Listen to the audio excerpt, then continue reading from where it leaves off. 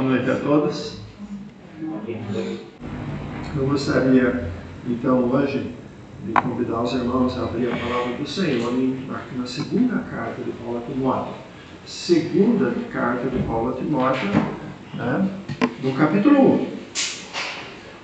Nós faremos a leitura do trecho da palavra de Deus a partir do versículo 7 e vamos ler, então, até o versículo 14. A segunda carta de Paulo a Timóteo, o capítulo 1, e começando no versículo 7, faremos a leitura então do trecho, começando no versículo 7. Porque Deus não nos tem dado espírito de covardia, mas de poder, de amor e de moderação. Não te envergonhes, portanto, do testemunho de nosso Senhor, nem do seu encarcerado que sou eu. Pelo contrário, participa comigo dos sofrimentos a favor do Evangelho, segundo o poder de Deus, que nos salvou e nos chamou com santa vocação, não segundo as nossas obras, mas conforme a sua própria determinação e graça, que nos foi dada em Cristo Jesus antes dos tempos eternos, e manifestada agora pelo aparecimento de nosso Salvador Cristo Jesus, o qual não só destruiu a morte, como trouxe à luz a vida e a imortalidade mediante o Evangelho, para o qual eu fui destinado pregador, apóstolo e mestre. E por isso estou sofrendo essas coisas. Todavia não me envergonho, porque eu sei em quem tenho crido. E estou certo de que Ele é poderoso para guardar o meu depósito até aquele dia. Mantém o padrão das sãs palavras que de mim ouviste, com fé e com amor que está em Cristo Jesus. Guarda o bom depósito, mediante o Espírito Santo que habita em nós. Até aí.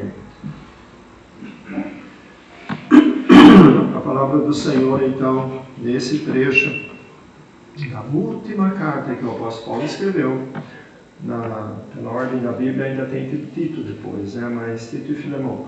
Mas essa foi a última carta que o apóstolo Paulo escreveu.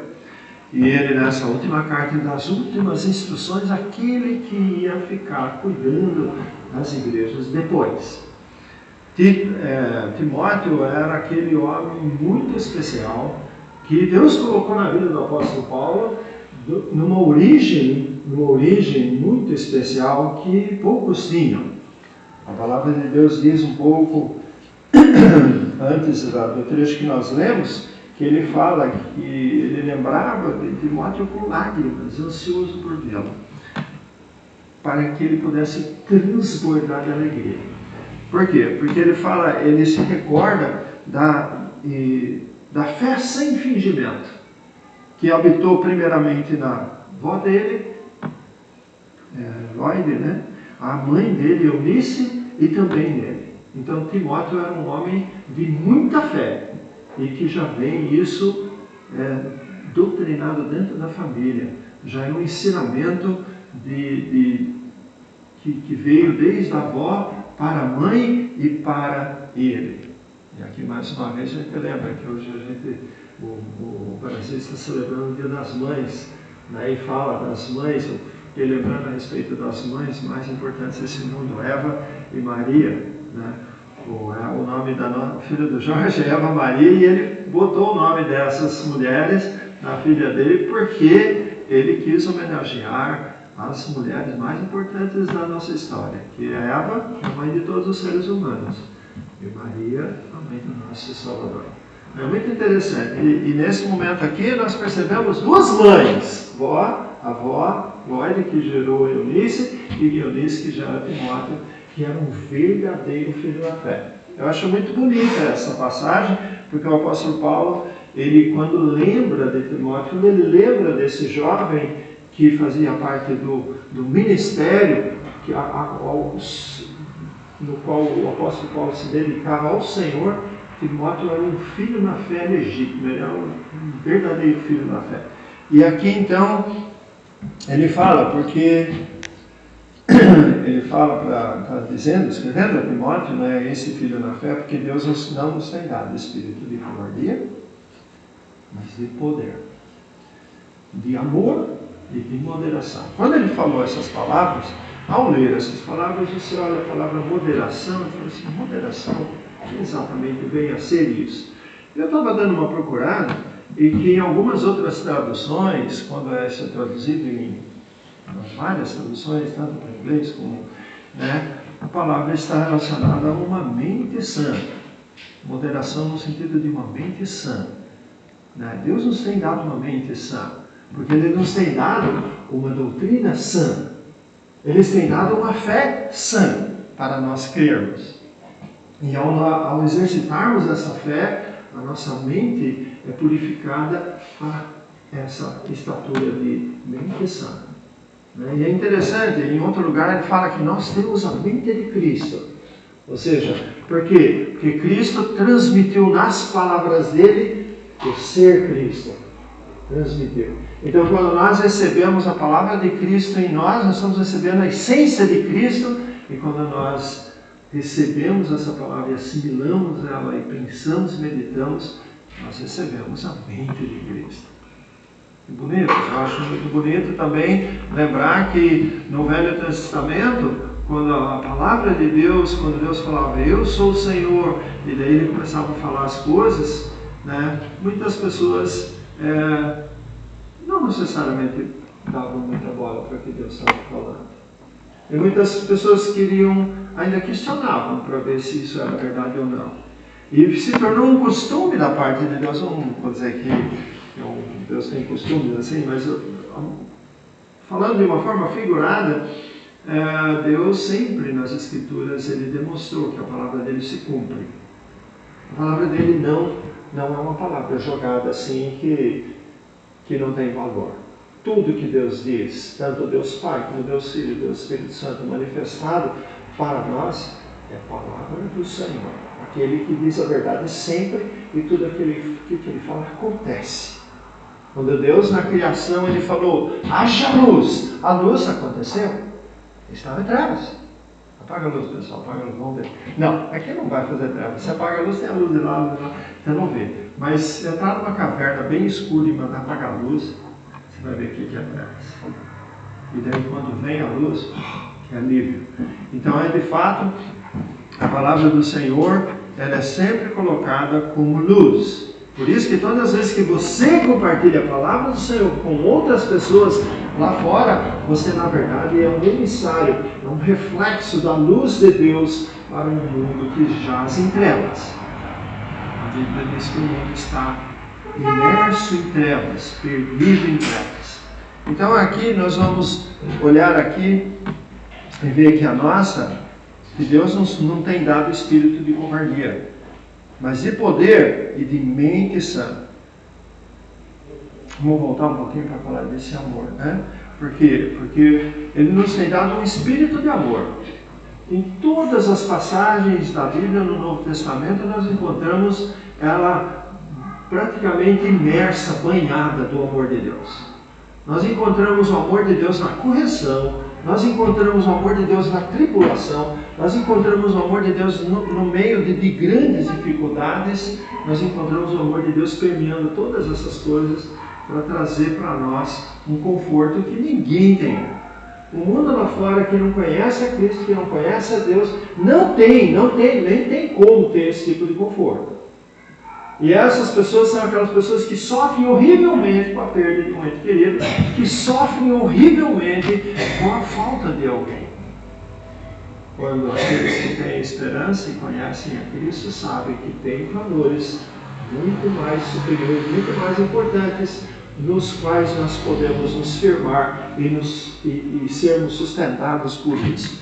Então, esse amor de Deus, lembra daquele corinho, né? Nada pode nos separar do amor de Cristo. Então, vários outros corinhos que falam do grande amor de Deus. Esse é o tipo de espírito que nos foi dado, um espírito de amor. Ainda ontem à noite, falávamos aqui, Lucas, a respeito do cumprimento das profecias que que sempre aconteceram e que nunca deixou de acontecer o cumprimento das profecias que Deus disse que ia acontecer. Deus comprovando a palavra que Ele falou. E mostrando todo o amor dele por todos os seres humanos durante todas as épocas. Muitas vezes nós pensamos que na época de Israel, Deus só mostrava amor por Israel. Todo mundo tem acesso. Só deveria ser pelos canais competentes. Naquela época, Israel era a forma como as pessoas podiam se chegar a Deus. Hoje, é por intermédio de Cristo, o único mediador e Senhor. Segundo essa, a primeira carta do apóstolo Paulo, capítulo 2, versículo 5, ele é o único mediador entre nós e Deus, entre Deus e nós. É muito importante. Daí ele continua no capítulo 1 dessa carta a Timóteo, ele fala: não te envergonhes, portanto, do testemunho do nosso Senhor, e nem do seu encarcerado que sou eu. O apóstolo Paulo está na prisão, mas ele não estava na prisão porque ele matou alguém. Ele não estava na prisão porque ele subornou alguém. Ele não estava na prisão porque ele fez alguma coisa errada, um latrocínio, alguma coisa. Ele não estava na prisão porque ele era uma pessoa que não estava dando pensão para os filhos dele, ou alguma coisa assim. Ele não estava na prisão por causa dessas coisas, ele estava na prisão por causa de Cristo, por causa da mensagem que ele pregava. Ele foi preso porque os judeus não aceitaram a mensagem de Cristo e perseguiam todos aqueles que falavam de Cristo, que pregavam a Cristo. E Paulo então foi preso por causa disso. E se vocês quiserem comprovar essas coisas, vá lá no livro de Atos. Lá no livro de Atos, no capítulo 20, você vai ver a prisão de Paulo, por que ele foi preso. Vocês vão perceber por que ele cria em Deus, porque ele pregava o Cristo, porque ele não se envergonhava desse evangelho e destemidamente e ousadamente pregava a todo mundo. E por isso ele foi perseguido, foi preso e foi morto depois. Assim como muitos dos outros apóstolos que vieram antes dele. Muitos dos profetas do Velho Testamento também foram mortos pela mesma razão, porque defendiam o Deus verdadeiro. Então aqui nesse versículo, quando ele fala, não te envergonhes, isso serve para nós. Eu sei que ele escreveu essa carta a Timóteo, é uma carta pastoral, mas isso serve para você.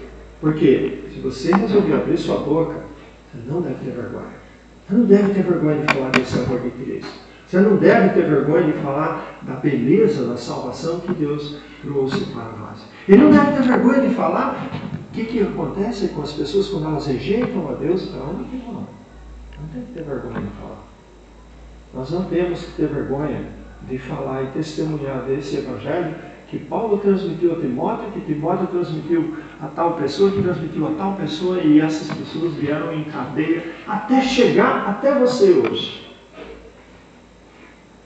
Se você hoje ouviu o evangelho, você foi ouvir o evangelho porque alguém ouviu antes, que passou para você. E esse alguém que ouviu de alguém, que ouviu de alguém, que ouviu de alguém, que ouviu de Timóteo, que ouviu de Paulo. E Paulo recebeu de Cristo.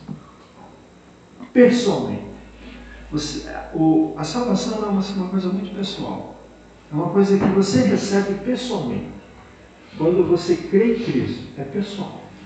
Alguém trouxe pessoalmente para você. Alguém falou desse Cristo para você.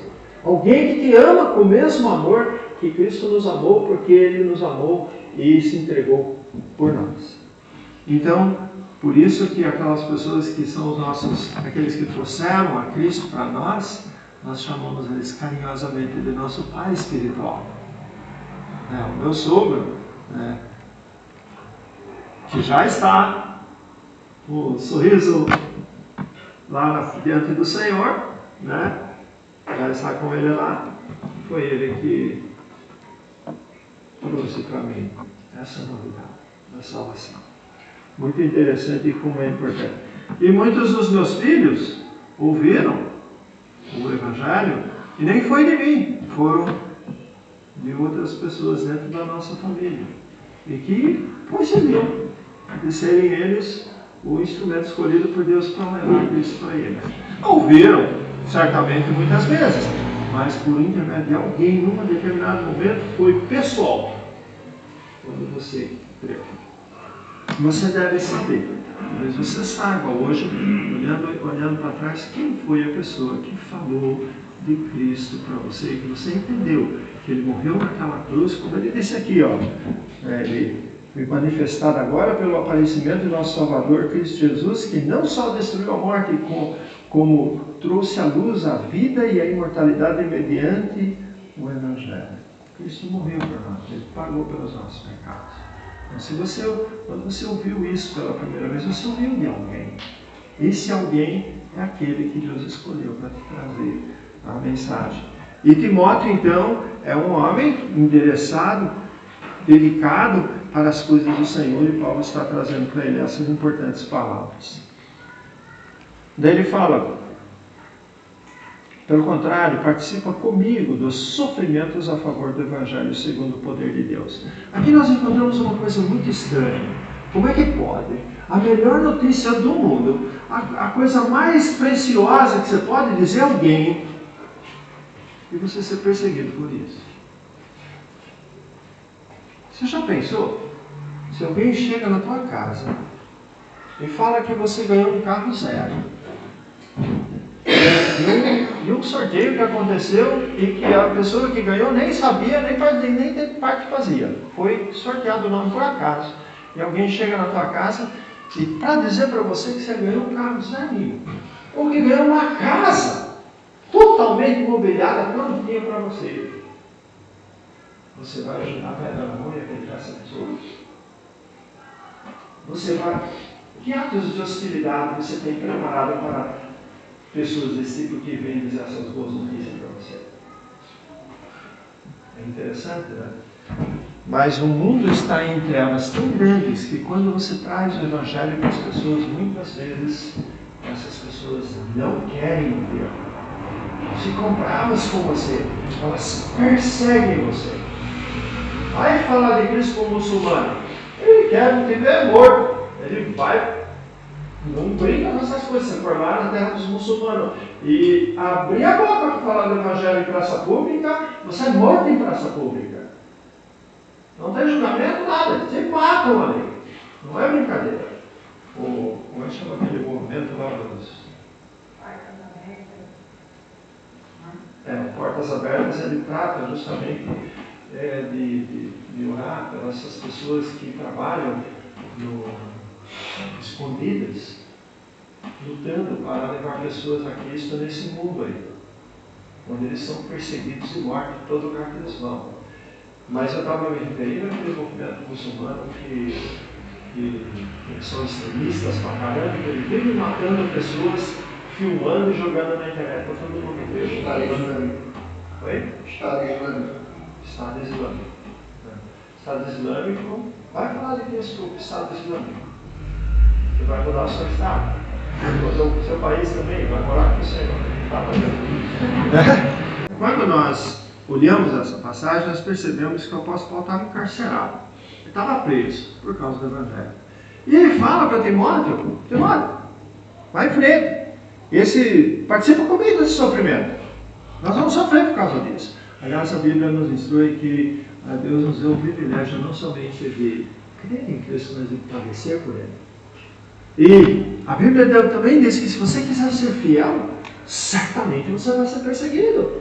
Por quê? Porque o mundo não quer ouvir o Evangelho. Porque o mundo acredita que quando você fala do Evangelho para alguém, eu vou ter que participar de igreja, não pode isso, não pode aquilo, eu não vou poder mais ter os prazeres da vida. A igreja vai falar contra a minha tatuagem, vai falar contra o meu não sei o quê, vai falar contra os meus costumes, vai falar contra isso, contra aquilo. Aí eu não quero saber desse Deus, não. O mundo pensa que a crença em Cristo é uma escravidão. Mas é justamente o contrário. A libertação. A libertação do mundo de trevas que abre a sua mente para você enxergar um mundo totalmente diferente. Então, quando nós chegamos a esse ponto, nessa passagem aqui, nós percebemos que Paulo e Timóteo estavam no mesmo barco que nós estamos hoje também. Nós podemos dar graças a Deus que vivemos um país que é cristianizado ao ponto de que você não é perseguido por falar do Evangelho, abrir a Bíblia, ter estudos e até manifestações públicas, não há problema. Existe perseguição, sim. Quem crê em Cristo, muitas vezes chega em casa todo empolgado, né? Para falar desse Cristo maravilhoso, para ser recebido a pedrada em casa. Como eu fui, quando eu fiquei no Evangelho, meus pais e meus irmãos, virou uma gozação total. E meus pais não aceitaram não. Meu pai chegou ao ponto de falar para mim que se eu abrisse a boca e falar desse assunto, a porta estava aberta, ele ia pegar minha surda e ir embora. Uau! Eu não sabia que eu ia ser perseguido por trazer uma boa notícia. Mas infelizmente o mundo não está aberto para essas coisas. Então o apóstolo Paulo está nos mostrando isso. Mas esse poder de Deus que veio por meio do Evangelho, no versículo 9 diz que nos salvou e nos chamou com santa vocação. O que é vocação, pessoal? Eu até marquei aqui. É um chamado. Vocar. Vem do latim. Eu lembro de ter estudado o latim. E o nosso professor de latim ia fazer a chamada e ele falava que o verbo evocar é o verbo chamar. Então agora nós vamos fazer a evocação, que é a vocação, né? E começava a chamada. E Deus nos chamou pelo Evangelho. Ele nos trouxe um chamado que nos atraiu para receber esse amor de Deus e fomos chamados por Ele. Então a santa vocação é o santo chamamento que Deus nos deu por intermédio de um instrumento que foi usado, um instrumento humano que foi usado, no caso do apóstolo Paulo para Timóteo, Timóteo para o outro que chegou até nós. Nesse momento, então, eu gostaria de lembrar aos irmãos que esse chamamento não foi mediante o nosso procedimento, o nosso esforço religioso, nosso pensamento de que você pode fazer certas coisas para agradar a Deus e com isso então você será salvo. Tipo, vai na igreja, tipo, vai participar das coisas, ou ser bom para as pessoas. Muitas pessoas pensam assim ainda. Tem esse pensamento retrógrado em termos de fé, que você pode conseguir a salvação por méritos pessoais. E aqui ele reforça isso mais uma vez, coisas que ele já escreveu nas outras cartas para as igrejas. Ele fala assim, não segundo as nossas obras, mas conforme a sua própria determinação e graça. A nossa salvação não vem por méritos pessoais nossos, vem por determinação e graça de Deus. Deus determinou, eu quero salvar a humanidade. Deus determinou, meu filho vai morrer pela humanidade, para que ele possa pagar o preço do pecado que os homens têm. Ele vai morrer naquela cruz, ele determinou isso desde antes da fundação do mundo. E nós fomos contemplados com esse Evangelho que nos traz a essa salvação dada por Deus, tudo feito por Deus. A Bíblia diz uma outra passagem que tudo provém de Deus, que nos reconciliou consigo mesmo, por intermédio de Jesus Cristo. Então aqui ele fala, né, que essa determinação e graça nos foi dadas em Cristo Jesus antes dos tempos eternos. Antes dos tempos eternos, não faz sentido isso. Eternidade não tem fim. Como que é antes da eternidade? Não é estranho, mas é uma forma de tentar expressar coisas que não cabem na nossa cabeça finita, que não consegue entender o infinito, que não consegue entender a eternidade. Então aqui ele continua dizendo, e manifestado no versículo 10, manifestado agora pelo aparecimento do nosso Salvador Cristo Jesus. Esse aparecimento veio de uma forma muito especial para quem conhece a chegada do Salvador para a Terra, como nós já falamos anteriormente, usando uma pessoa muito especial, que foi Maria, que gerou a Jesus e cuidou desse menino até a sua fase em que ele começou o seu ministério. Maria acompanhou a vida toda de Jesus até essa época. Quando Jesus começou o ministério dele, Maria estava presente, estava lá. É interessante ver o papel da mãe em tudo isso. Então, nesse momento, a gente percebe realmente que, mesmo que não esteja escrito nenhuma homenagem ao Dia das Mães aqui, a gente consegue fazer a associação e perceber o aparecimento do nosso Salvador, Cristo Jesus, o qual não só destruiu a morte, como trouxe à luz a vida e a imortalidade mediante o Evangelho.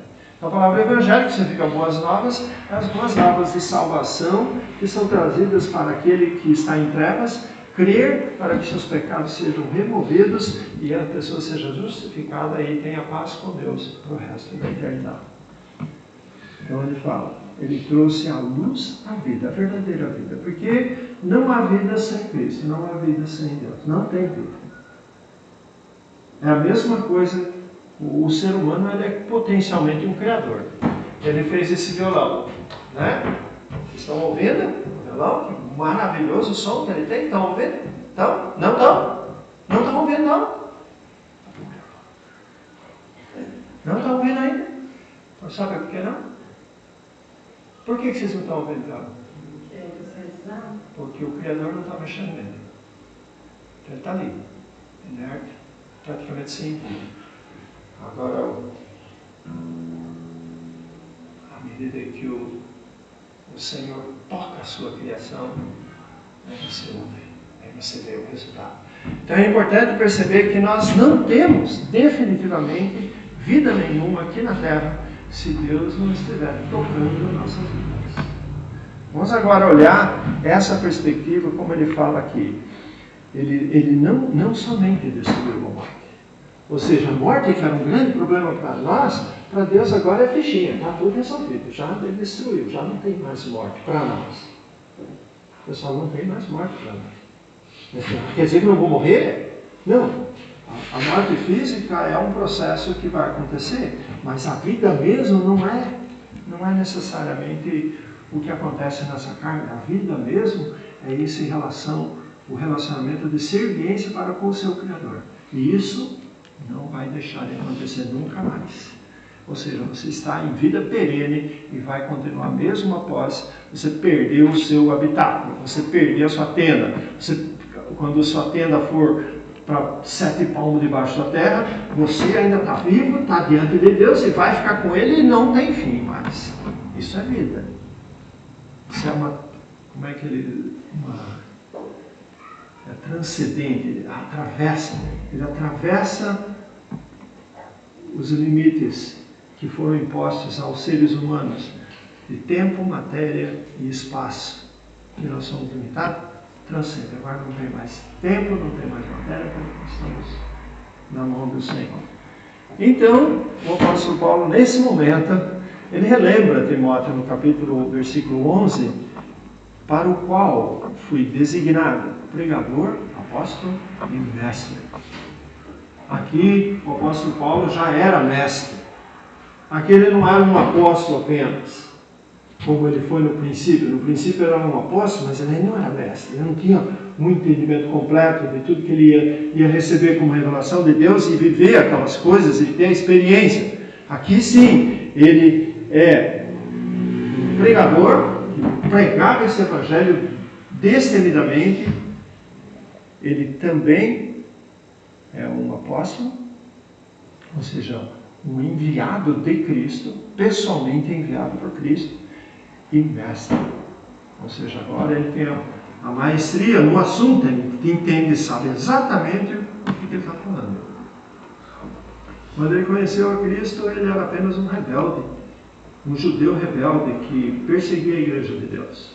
Ele era conhecido como Saulo de Tarso, perseguidor da igreja. Todo mundo morria de medo dele.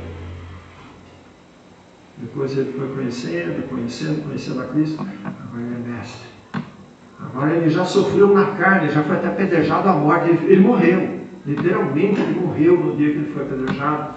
E os discípulos foram lá e levantaram ele da morte. Vamos trabalhar, que não terminou seus dias ainda. Vamos trabalhar. E é muito interessante que ele passou definitivamente. Tanto é que nesse momento que ele foi apedrejado, ele se encontrou na presença do Senhor, segundo uma outra passagem que mostra a equivalência do tempo e da época, que provavelmente foi nessa época que ele recebeu revelações especiais de Cristo lá no terceiro céu, lugar que nunca ninguém foi. Ele foi lá, recebeu. Enquanto o corpo dele estava estirado no chão, todo coberto de pedra, ele estava na presença do Senhor recebendo a grandeza das revelações que ele diz lá, que ele não era nem digno de receber tanta coisa assim. Então, nesse momento, ele fala, por causa dessas coisas, por ser pregador, por ser apóstolo, por ser mestre, ele fala, e por isso estou sofrendo essas coisas. Todavia não me vergonho. Ele diz, eu não me vergonho, porque eu sei em quem tenho crido. O apóstolo Paulo, diferente de nós, ele conhecia pessoalmente o nosso Senhor Jesus Cristo. Como assim pessoalmente? O Cristo já havia morrido quando o apóstolo Paulo conheceu pela mensagem de Ananias, ele ouviu as palavras. Não. Quando ele caiu por terra no deserto, ele estava ouvindo as palavras de quem? Ele se identificou com ele. Eu sou Jesus, a quem tu persegue. Mas levanta, vai para a cidade, onde te dirão a respeito do que você tem que fazer. E depois, mais tarde, Jesus apareceu para ele pessoalmente várias vezes. E sabe quando foi uma delas? Na noite em que ele foi preso. Em que ele ia passar pelo período de grandes períodos de prisão na vida dele. Naquela noite, o próprio Senhor apareceu para ele, em pessoa, e falou com ele, coragem, Paulo, é isso aí. Coragem. É interessante. Então, nesse momento, ele com toda a autoridade, ele fala, por isso estou sofrendo essas coisas, todavia não me vergonho. Que eu sei em quem tenho crido. E eu estou certo de que Ele é poderoso para guardar o meu depósito até aquele dia. Depósito. Bom, muitos de vocês conhecem o João Batista, você sabe que o João Batista tem um monte de depósito. Né? Tem depósito de calçado, depósito de solado, depósito de tudo quanto é coisa. Tem depósito do supermercado, tem depósito, né? Tem muito depósito. E você pode ir no banco fazer um depósito também. Se você tiver dinheiro para fazer, você vai para o banco fazer um depósito. Né? Ou depositar cheque, ou deposito. Todo mundo conhece depósito. Mas o que é esse depósito que o Paulo está falando aqui? Então daí eu fui vasculhar, e daí ele fala a respeito de esse depósito que ele se refere. É um trabalho realizado por Paulo, por dedicação ao Senhor, e ele sabe que o Senhor guarda tudo isso, registrado, para um certo dia, um determinado dia, dentro da eternidade de Paulo, o Senhor vai mostrar, tudo isso aqui você fez por mim. E agora você vai receber recompensa por tudo que você fez. Cada um de nós falou assim, poderia falar, não, mas Senhor, como receber recompensa? O Senhor já me salvou, já me deu eternidade, me deu tudo, eu não fiz mais do que obrigação.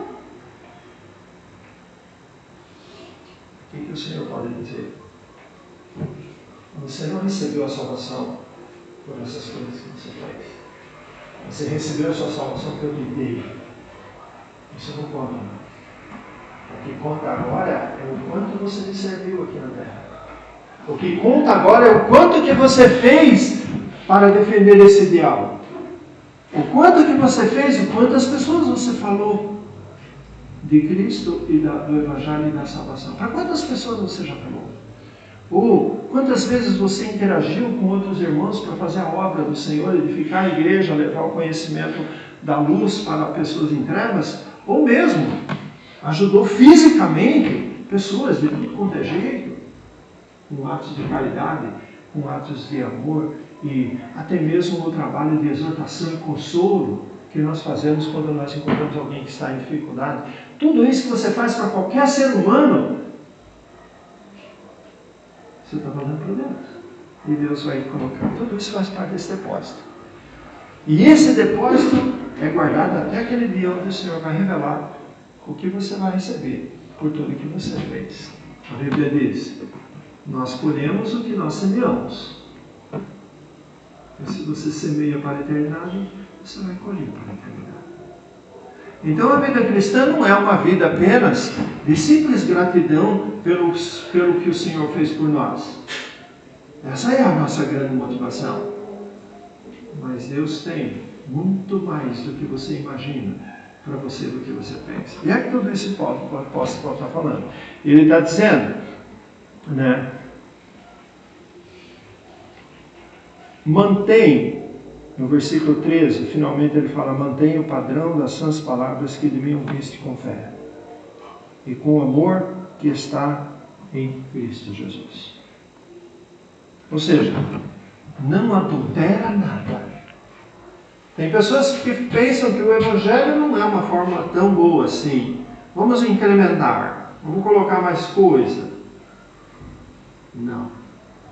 Não é para adicionar e nem tirar. É para entregar exatamente aquilo que nós recebemos. Doa quem doer. É para entregar da forma como a palavra de Deus nos traz. A mensagem de salvação é uma boa mensagem. Mas a palavra de Deus diz que para quem se perde é como um cheiro de morte. E é detestável. Não muda. Não muda. Ele está se perdendo. Não muda. Porque para aqueles que são salvos é o perfume mais agradável que existe. Então é interessante. Aqui nós percebemos que o apóstolo Paulo, ele não quer que muda nada. O Evangelho não pode ser alterado.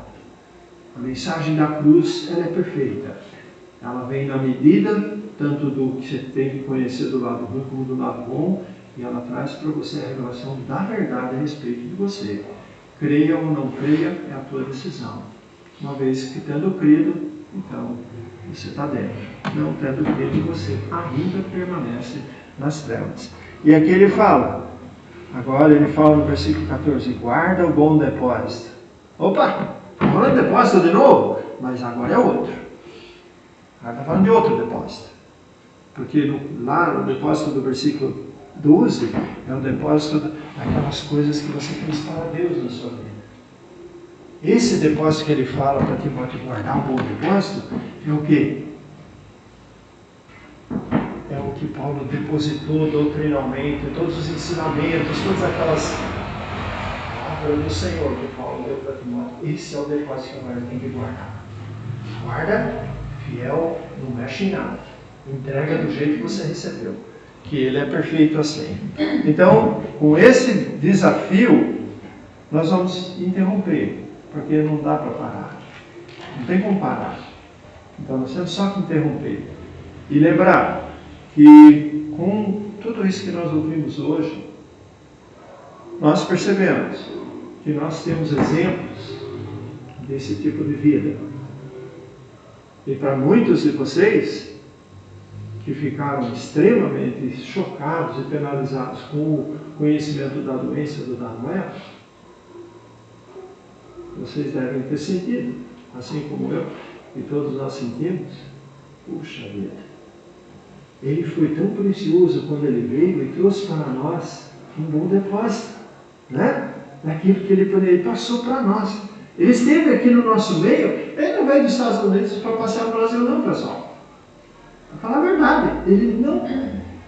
Eu levei ele para a praia, tudo, mas o negócio dele é estar nas reuniões. A alegria deles é quando ele chegava e via os irmãos. Daí estava para mim. E era muito interessante o quanto que ele se esforçou para não perder uma oportunidade de estar com os irmãos, seja lá onde for. Eu achei que ele não ia aguentar 3 horas de ida e 3 horas de volta no Maracajá. Quantas vezes ele foi? 3 vezes. Sabe quantos fins de semana ele passou aqui? Não, 4? Sim, 4, né? 3 vezes ele foi comigo para lá, foi e voltou. O Ray reclamou da viagem várias vezes, porque ele ficou sentado no banco de trás, né? Um carrinho pequeno e tal, sem ventilação, sem ar-condicionado, ele está acostumado com a América e tal. Reclamou um monte, mas nunca reclamou de nada. A gente chegava lá, aquele lindo sorriso dele no meio daquela barba branca, com aqueles irmãos lá, os irmãos todos caíram, morreram de paixão por ele. Todo mundo ama. Por quê, irmãos? O que ele representou para nós? Ele representou alguém, servo do Senhor, trazendo para nós com todo amor e carinho, toda aquela simpatia, trazendo a palavra do Senhor. Né? Então, é para isso que nós temos que, é para essas coisas que nós temos que pensar. como Deus vai usar nossas vidas. Como você vai ser usado na mão do Senhor para tocar as pessoas. Será que você vai mostrar amor? Será que, como ele falou aqui, você vai mostrar o poder de Deus, vai mostrar o amor de Deus, vai mostrar a mente sã, o bom senso, a consciência sã? É isso que nós vamos mostrar? É isso que nós vamos, nesse trabalho que nós vamos nos engajar. Mas isso é trabalho de pastor, missionário, desses caras aí. Eu não sou isso. Você é embaixador de Cristo. A palavra de Deus diz que todos nós somos embaixadores do céu aqui na terra. Nós temos, sim, a responsabilidade e o privilégio, antes de tudo, um grande privilégio, de poder compartilhar com as outras pessoas, para que lá no futuro, o dia que você sair dessa para ficar com o Senhor para sempre, com um lindo sorriso no rosto lá, quando acontecer isso com você, as pessoas que ficarem aqui vão ficar tristes porque perderam um grande servo do Senhor. Né? Você pode ser lembrado por muitas coisas na sua passagem aqui por essa vida. Você pode ser lembrado, não, o cara entendia pra caramba de computador, o cara entendia pra caramba de automóvel, não, o cara era um excelente pedreiro, não, ele era um excelente fazedor de sapato. Mas isso, depois de 2 ou 3 anos, nunca mais ninguém vai se lembrar. Mas pergunta se você não lembra daquelas pessoas que marcaram a sua vida espiritual. Você sempre lembra. E se eu começar a sentar aqui para começar a lembrar das pessoas que tocaram a minha vida espiritual, que vieram acrescentar na minha vida espiritual, olha, vai demorar muito tempo para lembrar de todos os nomes, mas são muitos, porque essas são inesquecíveis e vão para a memória de Deus, estarão na eternidade e você estará com eles lá. Muito bem, irmãos, acho que eu me empolguei um pouco demais. Se o relógio passou da hora, mas eu peço desculpas, mas assim, né? A gente chega assim, está com morrendo de saudade de pregar. Então eu agradeço muito pela oportunidade mais uma vez. E vamos então encerrar o nosso tempo em oração. Vamos ficar em pé.